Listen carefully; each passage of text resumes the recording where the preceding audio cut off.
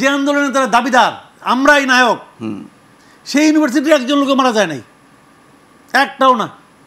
এবং শীর্ষ পর্যায়ের যারা নেতা তারা কেউ বিন্দুমাত্র খোঁচাও খায় না, তারা কোনো গুলিও খায় নাই, আর রাবার বুলেটও খায় নাই। তারাই নেতা, তারাই দাবিদার, আর বাদ বাকি সব দুধ ভাত। তো সেটাই তো হয়েছে রে ভাই, আমি খুশি। আমার ইউনিভার্সিটি, আপনার ইউনিভার্সিটি, আজিজ ভাইয়ের ইউনিভার্সিটি, সমস্যা নাই কোনো। তো এখন তারা এই কয়েকদিন মিলা একটা গঠনতন্ত্র করতে পারে নাই।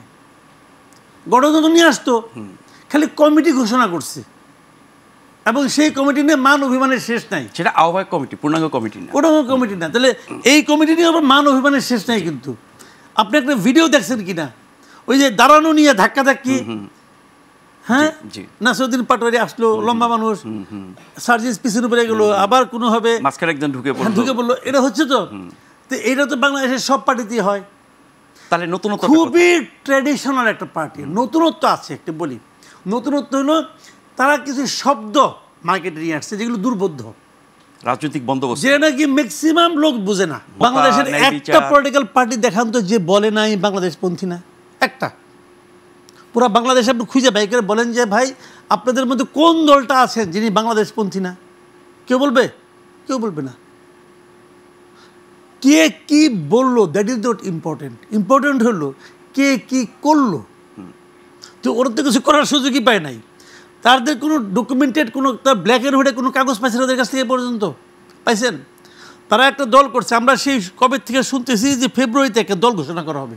ওকে, প্রথমে বলা হলো ফেব্রুয়ারির দ্বিতীয় সপ্তাহে করা হবে, দ্বিতীয় গেলো, তৃতীয় গেলো, শেষ দিকে ফেব্রুয়ারিতে জায়গা তাড়াতাড়ি এসে 28 তারিখে ফেব্রুয়ারির শেষ দিন দল একটা ঘোষণা করলো।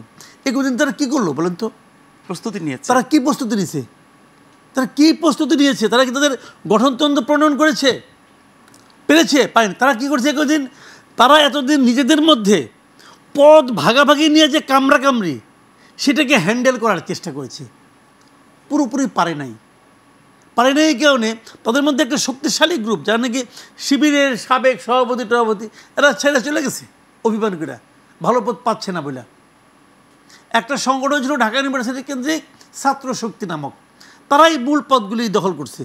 আমি যদি আরেকটু বড় করে দেখি, ঢাকা ইউনিভার্সিটির সবাই এটা গ্রহণ করছে। মোটামুটি এই দলের কেন্দ্রীয় কমিটির প্রধান যে পদগুলো, তার 90% হলো ঢাকা ইউনিভার্সিটি। আপনার খুশি হওয়া উচিত, আমারও খুশি হওয়া উচিত, কিন্তু আজিজ ভাইয়েরও খুশি হওয়া উচিত। জাতীয়ভাবে ভাবলে খুশি হওয়ার কারণ নেই। জাতীয়ভাবে আমরা ভাবি, তারা তো তাই করছে।